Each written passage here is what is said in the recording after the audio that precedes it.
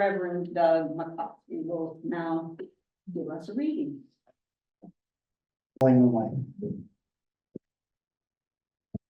This reading is from the Reverend Kathy Tooley. She says, there is no more important time than the present for us as UUs to examine how we value, perhaps overvalue, knowledge. Unitarians have a long-standing expectation of learned clergy. We boast of being a faith of reason in which you don't have to check science at the sanctuary door. While our non-dualistic faith is what attracts people like you and me to Unitarian Universalism, we might also accept that the truth and meaning we are called to seek can be ascertained not only by knowledge and reason, but also through the heart and soul, through deepest contemplation or highest conscience. In letting in the mystery, in being comfortable with not knowing, in embracing the ineffable, we must take our minds down from their pedestal and inhabit the rest of our body every now and then. Try taking a deep bow or engage a downward dog pose. Get the head below the heart, which is the first step toward humility.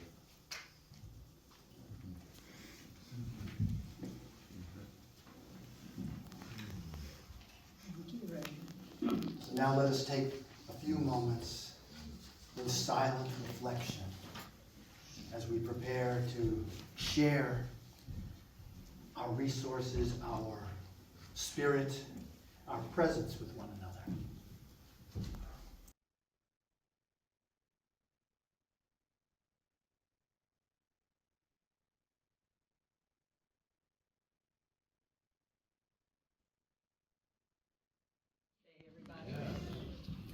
And now our speaker today is Reverend Doug McClusker.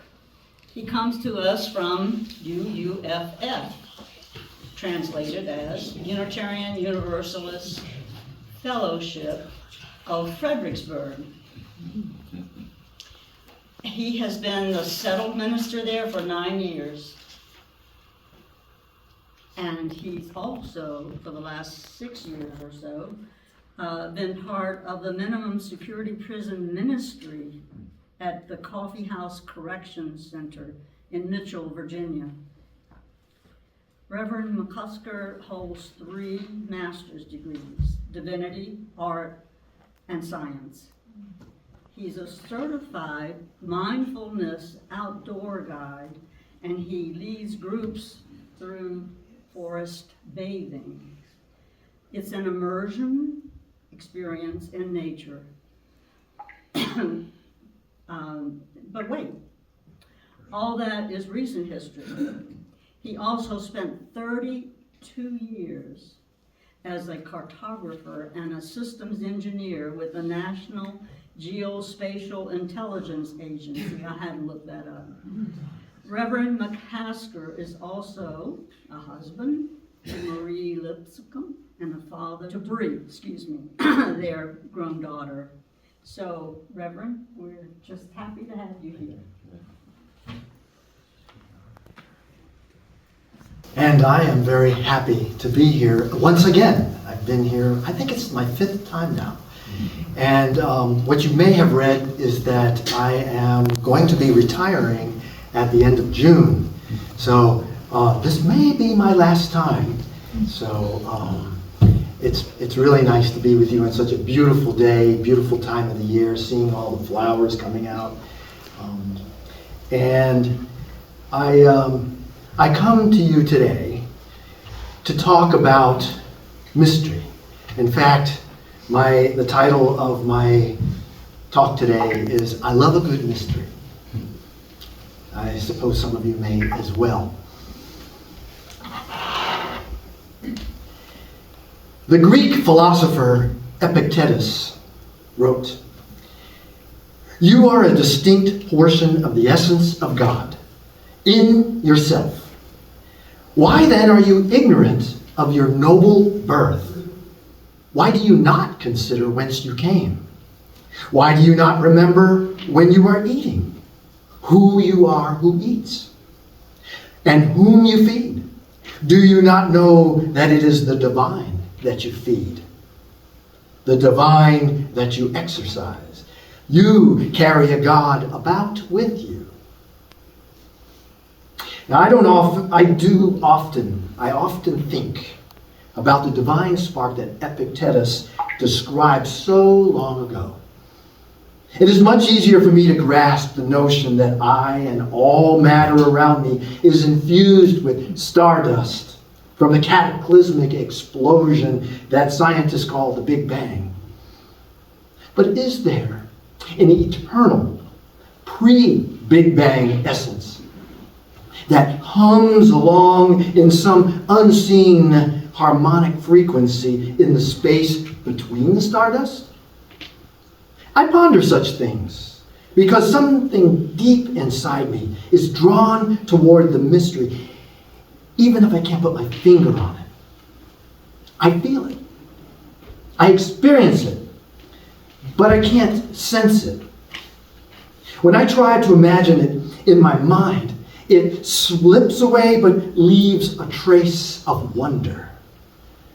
I can see why it is called the Spirit, because it haunts me. Not in a scary way, but in an ever-present, just around the corner, always present, but not always, presentable.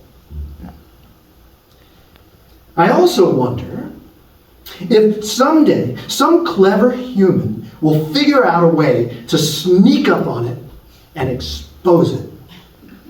Reduce it to numbers and a mathematical formula. They might show where in our supercomputer brains that we store the algorithms for God. They'll give it a fancy name and claim the prize. And when that happens, will something inside us die? Do we really want to see God exposed, knocked down a few rungs and turned into a thing just like us? If we figure it all out, what then will we turn to for our sacredness, for that elusive spark of unknowing? This is where I get to be a real preacher. Please turn in your gray hymnals to the page just before the first hymn. Go ahead.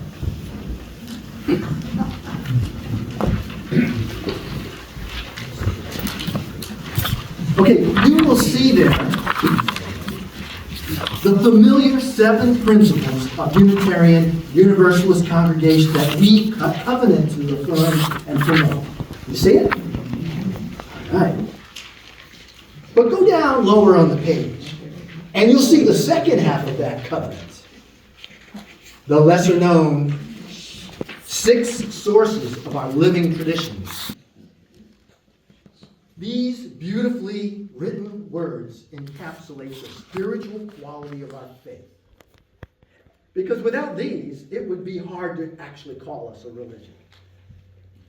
So the first source, let's read the first source together.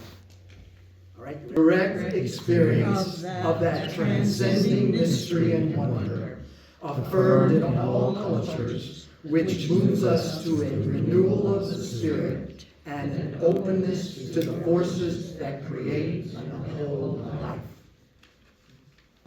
Now, I don't know if it is listed first for any particular reason, but it seems appropriate. Because in my mind, it is set apart from the rest. The rest of the sources are equally wonderful, but different. They represent the human element. Contributions from ancient and modern people. They start with, if you were to peruse them, they start with words like words and deeds, wisdom, teachings. The first source, the transcending mystery and wonder, is different because it is not something handed down from someone else, but instead is ever present for us to experience for ourselves. I like to think of it as the wellspring from whence the other sources draw their inspiration.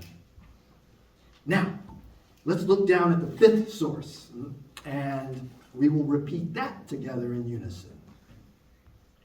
Humanist teachings which counsel us to heed the guidance of reason and the results of science, and warn us against idolatries of the mind and spirit. That's the fifth source. Okay, so right there, between the first and the fifth sources, you have the innate tension that drives us as a religious community. The first one is calling us to be open to the mysterious forces that create and uphold life. The divine spark that Epictetus called God. But then, the fifth source says to heed the guidance of reason and science so that we don't create idolatries of the mind and spirit.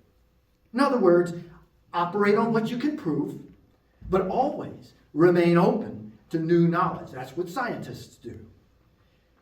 Otherwise, you have simply created a scientific idolatry of the mind, and you choked off the spirit. In his book, Skinny Legs and All, now you can put your hymnals down. Skinny Legs and All, Tom Robbins wrote, "Religion is nothing but institutionalized mysticism. The catch is, mysticism does not lend itself to institutionalization. The moment we attempt to organize mysticism, we destroy its essence. Religion, then, is mysticism in which the mystical has been killed, or at least diminished." By using the word religion, I think he is referring to religious dogma that has boxed the mystical into an institutionalized container with hard boundaries and a static essence that never changes, with commandments and creeds that carry eternal consequences if you dare violate them. Truth with a capital T.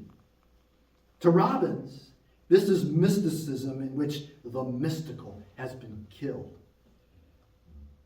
But I object to this indictment of religion as equivalent to dogma because I believe that there are not one and the same. Unitarian Universalism, Hinduism, Taoism, Baha'i, and Buddhism are all religions that draw from many sources and leave the door open to direct experience of that transcending mystery and wonder. And even within the formalized religions, there is room for mysticism that refuses to succumb to the institutionalized rules. In Judaism, there is Kabbalah. In Islam, there is Sufism. And even in Catholicism, which is where I was raised, there is a long tradition of mystical encounters by people who had visions or heard things that guided their actions in the real world. Sometimes these messages ran counter to the organized religion, and they were punished. But they refused to disavow what they had experienced.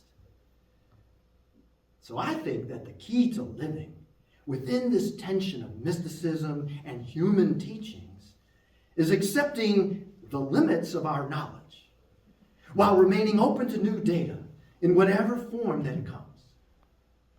Being able to say, I don't know, with humility and graciousness, and reserving judgment of that direct experience of others. Throughout my life, I have talked with numerous people who have experienced things that they can't explain. Premonitions that came through, dreams and voices in their minds that opened doors to possibilities, visions of spiritual remnants of the deceased. So who am I to judge? If it feels real to them and opens them to the forces that create and hold life, so be it. I say this because I have had a spiritual experience once that I can't explain, and I don't even want to explain. It changed my life, and that's all that matters. Let me tell you about it. 15 years ago, as you heard, I was working in the intelligence community, and I had a top secret clearance. The time came for me to take a counter-espionage polygraph test. This is a requirement for everyone with certain levels of clearance. Basically, they ask you if you've ever committed espionage against the United States, divulged secrets, or committed acts of terrorism. So they strapped a bunch of sensors on my body while I sat in a chair that was hooked up to a polygraph machine. Sounds scary? Yeah. As they proceeded to ask me the standard questions, unbeknownst to me, the machine was kind of going crazy, and it was indicating that I was lying. As far as the tester was concerned, I was possibly a spy. He asked me to explain the polygraph's results, but I couldn't. So they scheduled me to come and take another test. Same result. And then another test. And again, the same result. Apparently to the machine, I was lying. But I was telling the truth. With each test came interrogation. They demanded to know what I was lying about. Because, the machine just says the person's lying, but doesn't tell you what they're lying about. So they asked me all kinds of questions about my religion. Yes, they asked me about my religion. Unitarian Universalism. This countercultural movement, They asked me about my political views. And this was during the Obama administration. They asked me about my foreign relatives. I'm Colombiano. I have first cousins, about 20, that live in Bogota and other parts of Colombia. And they wanted to know about every trip that I'd ever taken, especially those overseas. They even asked me if I'd ever cheated on my spouse. My life had become an open book. They were determined to discover some nefarious secret that I was withholding. And they were using every trick of the trade to get me to confess to something. Anything that would explain my apparent subterfuge. The problem was I had no explanation. I was as dumbfounded as them. And my interrogation of myself was just as cruel. With each test and each round of questions, I sank further into a dark hole of unknowing. I doubted myself. I even began to wonder if I had a split personality that had done things that the other half didn't know. I was an anxious-ridden mess, unable to sleep, unable to focus. And I compounded it by not telling anybody about it because I was ashamed, confused, and alone. I didn't even tell my wife. Thank goodness I maintained enough of a grip on reality that I refused to confess to something that I knew that I hadn't done. But I can see where people do that just to get them off your back because it's unrelenting. But I still didn't know what was going on, and it didn't relieve my confusion. After the last test, my inquisitors told me that they were going to turn me over to the authorities, meaning the FBI, and that I would probably lose my clearance and, as a result, my livelihood. So the next day, I was in my backyard, and I was running my lawnmower. This was the fall, so I was running my lawnmower over all the leaves that had fallen on the ground. I was running the polygraph encounters around in my mind for the umpteenth time, trying to find some explanation of why my life was about to be ruined. I was making a huge racket. Dust and bits of leaves were flying everywhere, when suddenly I heard chirping over the sound of the lawnmower. Right on the tree trunk, at arm's length, were two little bitty birds squawking at me. Behind me on another tree were two larger birds squawking at the baby birds, or maybe they were squawking at me too. And none of this made sense. They had no business being around me and my noisy lawnmower. But there they were. And I wasn't hallucinating. It was real. And that was the moment of my direct experience with the transcending mystery and wonder affirmed in all cultures, which moved me to a renewal of the spirit and an openness to the forces that create and uphold life, the first source.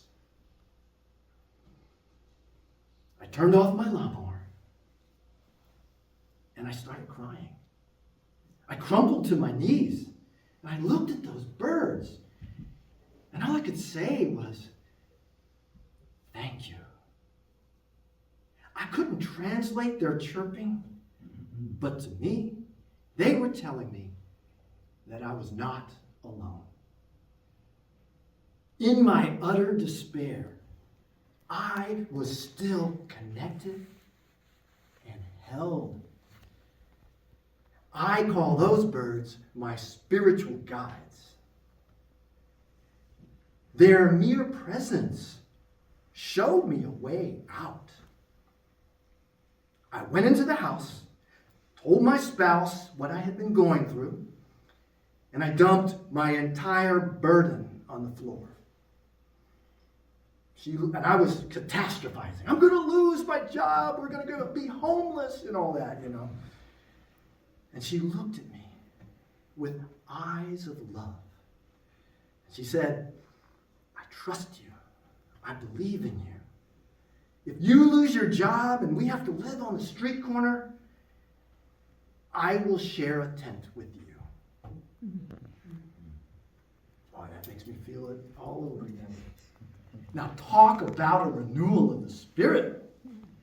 She reached out to me with love, and immediately the power that my inquisitors held over me vanished. My fears of imprisonment and public disgrace were replaced with belief in myself. Now, I never found out why I flunked the polygraph, but I did know who I was and that I was not alone. And I believe that's what really matters. In case you're wondering, the FBI never investigated me, and for some reason, my agency let me continue to have my clearance and to continue working there. Well, I reevaluated my goals, and I decided that I was no longer in sync with my job. I think that was what was causing the polygraph machine to go crazy. So I pursued that which brings me joy, and it happened to be ministry, and here I am. Now, can I explain those little birdies? Nope. But thank goodness they were there, and that I had the presence of mind to listen and interpret a message that I needed to hear. I'm not spiritually adept enough to call those birds back whenever I need them. But perhaps their job was done. It's up to me to be open to the mystery and to make meaning of it whenever it comes. The meaning making, that's our jobs. That's where the wisdom, the words and the deeds and the teachings from other traditions and from science comes. It's not mystery or knowledge. It's a both and. That's what constitutes a spiritual faith without idolatries of the mind and the spirit. An openness to mystery and the responsible search for truth and meaning. A holy curiosity of that elusive spark of unknowing. If we keep ourselves open to the spirit of life, to the wonder and awe of the unknown, we will find that we are never alone. At the heart of mystery is unity, the nexus of all our individual souls and our individual spirits. We catch glimpses of it from time to time, but we must tune in with our whole mind and body and spirit to listen. Our spiritual helpers with the divine spark may be a little birdie, or the person beside us, or the still small voice in the wind. Whatever it is, you will know it when you receive it. May it be so.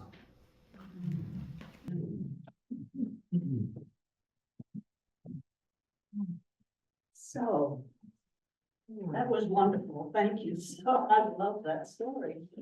Are there any questions or comments? I will. Wait, it may not be on. So thank you very much. That was right in line with what I was thinking about earlier, actually. This whole thing about serendipity is a big thing for me. And it happens so frequently, more and more now than ever before. And I find it kind of like a willing opening, if you will, a allowance of whatever grace is there to touch me. And it's fantastic. I also wanted to share that many, many years ago, I was standing on Point Ray. It's in the westernmost part of California, looking over a 2,000-foot cliff at the ocean, and the hair on the back of my neck stood straight up. And it's not because, even though I am afraid of heights, I was standing next to a wooden rail fence, and I was overlooking the ocean, and I was happy. I wasn't contemplating anything evil. And then all of a sudden, this feeling came over me, and I turned to my right and stepped back one step and saw a shadow rush past where I was standing and down over the cliff into the ocean. And it was a human shadow. And I wasn't thinking of any such thing. And that was the closest I'd come to some kind of real encounter, I guess. But yeah, your story is really good too. And thank you very much. That's wonderful. Thank you for your story. Absolutely lovely. It brought to mind a couple of times in my life when I had pushed myself to the edge of desperation and something wonderful, spiritual, pulled me back. But I forget about those times, and then I push myself to the edge again. So, sometimes we just need to be reminded that those times happened in our past and they're still there. So thank you so much. It's hard to stay there. Yes. Yeah. I guess that would be nirvana, you know, if you stayed there, but most of us aren't there. And so we catch glimpses and we go back to our everyday, and then when we take that to the limit, then we're pulled back into that place where, you know, it's the spiritual place. And it's all part of us. And like you were saying, it happens more, sometimes it happens more and more, but it's not that it's happening more and more, it's that you're noticing it more and more, right? And that's on us. Well, I thought that was really interesting too, Doug. And I think those feelings of spirituality and transcendence are wonderful. I wish I could have them more. This is not where you are, I don't think, but the worry I have is people who rely on voices from beyond and mysticism to determine truth can adopt feelings that they know truth that you don't, and that other groups are wrong, and that their truth is your truth. And science has a way of sort of resolving things. Scientists disagree, but eventually they experiment and find out what the truth is. There's no way of resolving the difference between what some group feels like their truth they're getting from beyond and another group they're getting from beyond. So I am skeptical of that way of arriving at truth.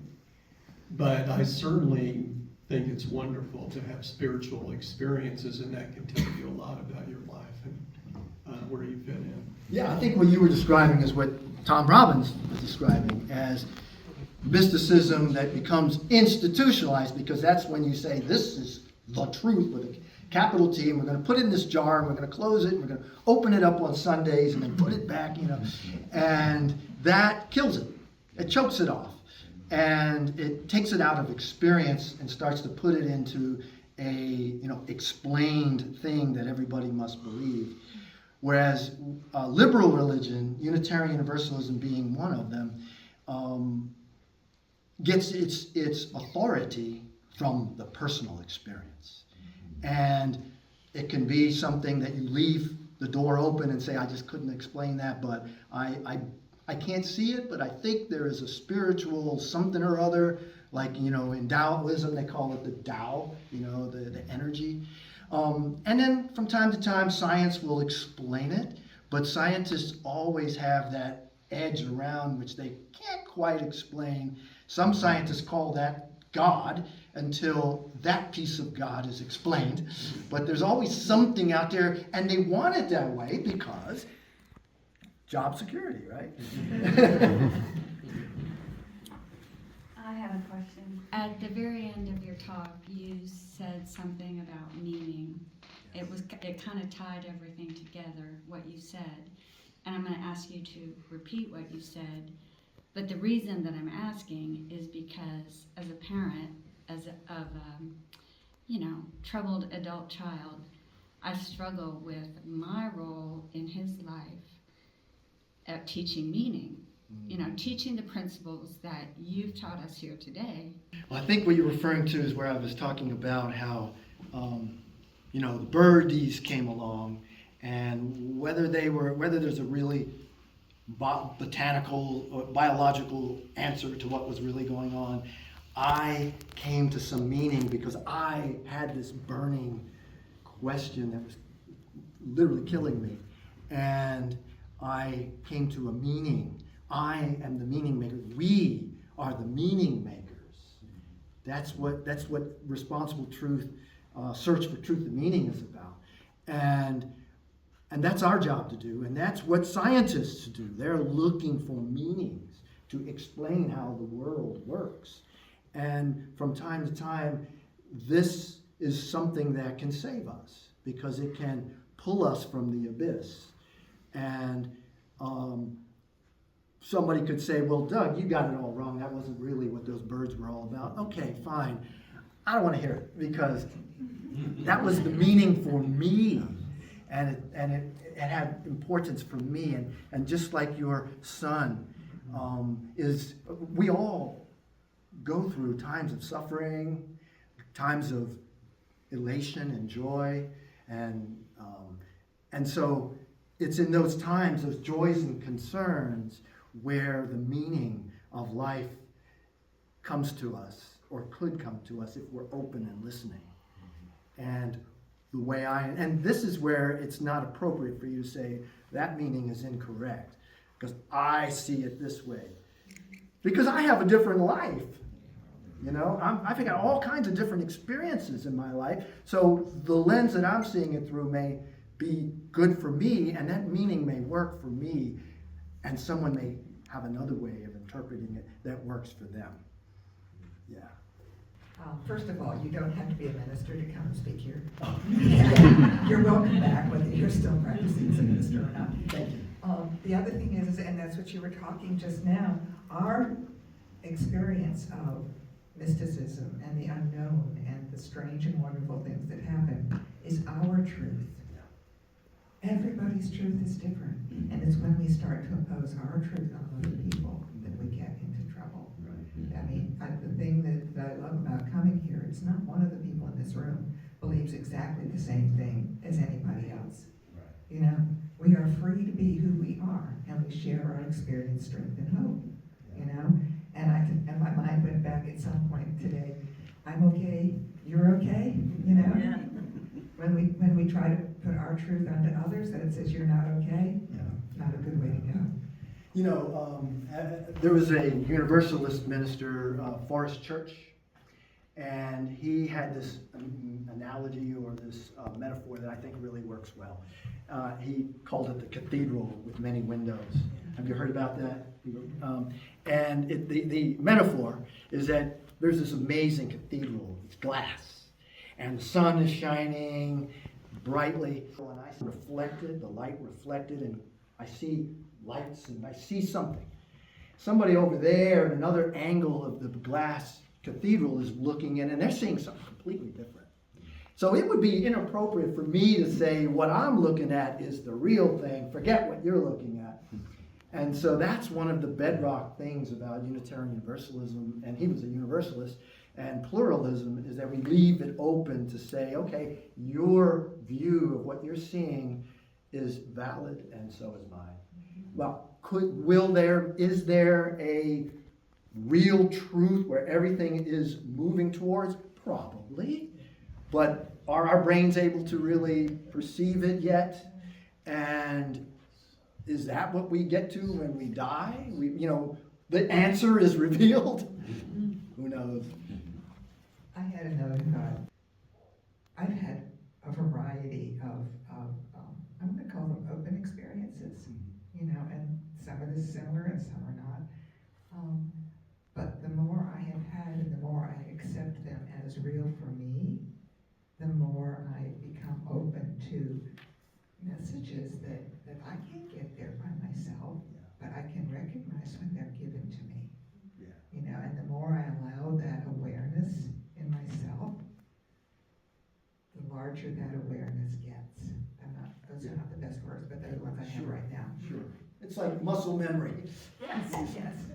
And then you exercise it and you get stronger. Yeah. So when I taught second grade, one of the storybooks that I used to read with my kids was called Seven Blind Mice.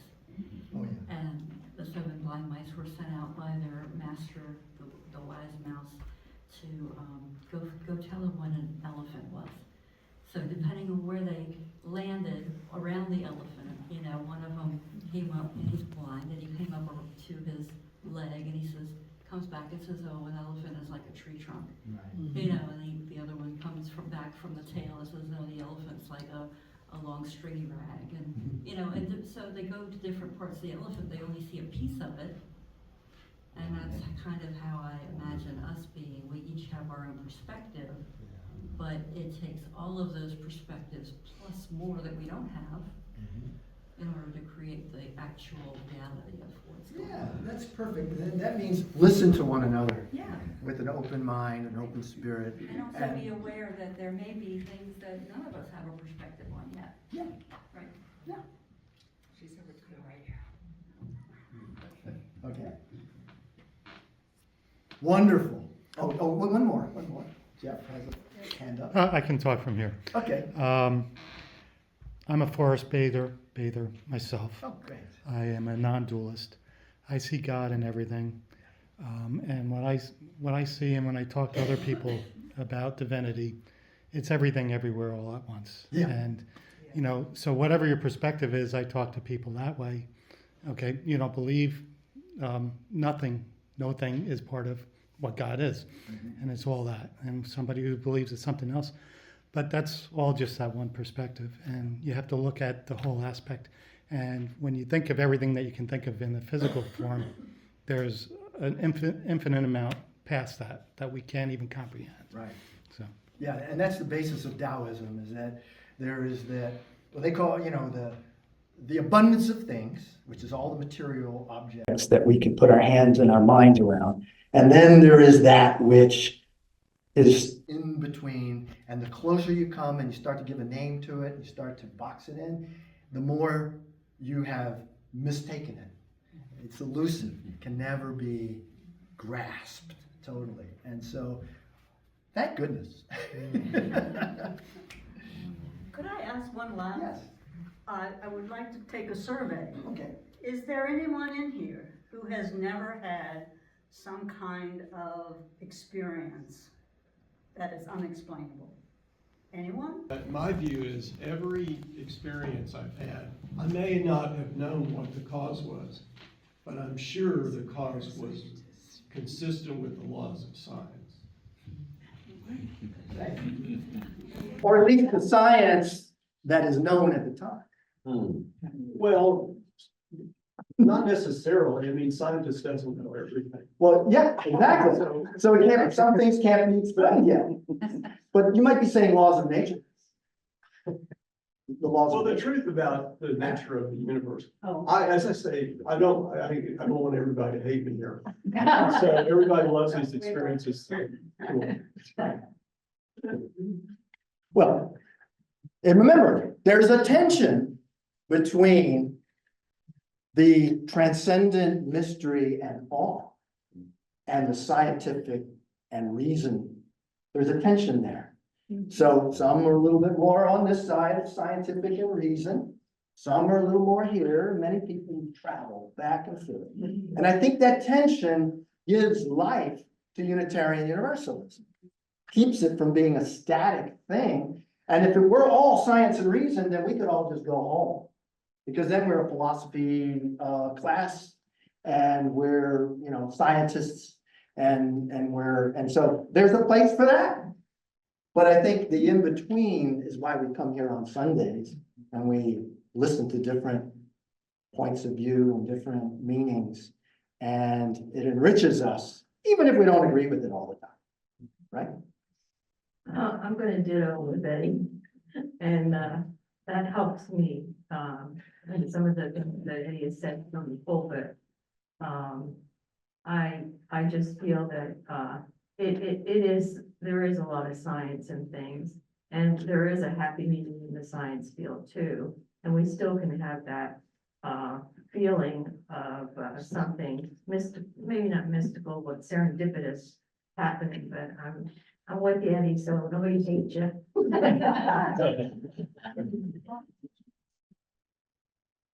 I vote with it. Good, because you don't want, every group thing, right? We have to reserve the meaning for ourselves. All right, well, thank you so much. Thank you.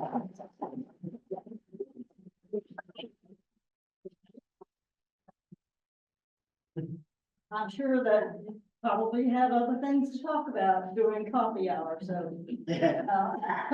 In closing, I would like to share the request by James Whitcomb Riley, one of my favorite poems. At the end, the very last verse, it's when the night is dark and the moon is full and creatures are a-flying and the wind goes ooh.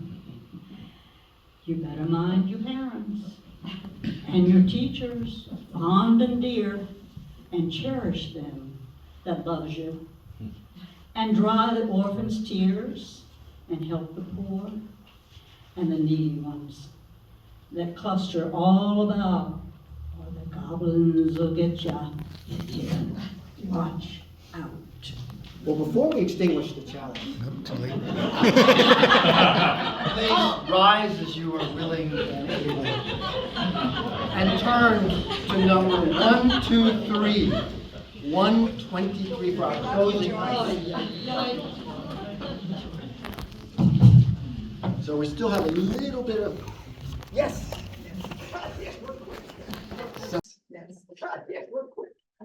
So 123, Spirit of Life. Who would like to get us in the right pitch?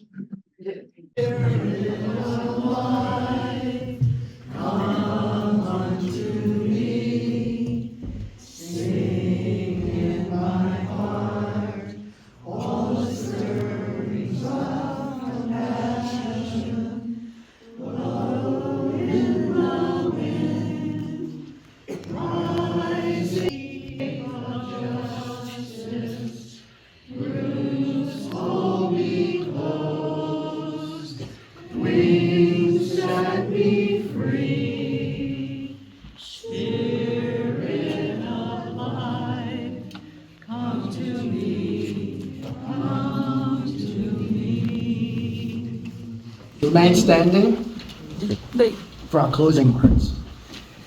We are the ones who live wholeheartedly and courageously.